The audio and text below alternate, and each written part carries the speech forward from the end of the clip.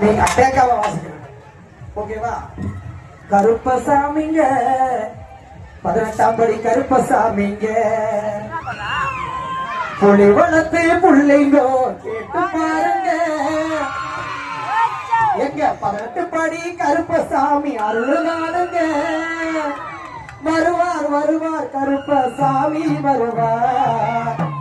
வெள்ள வெள்ள குதிரவா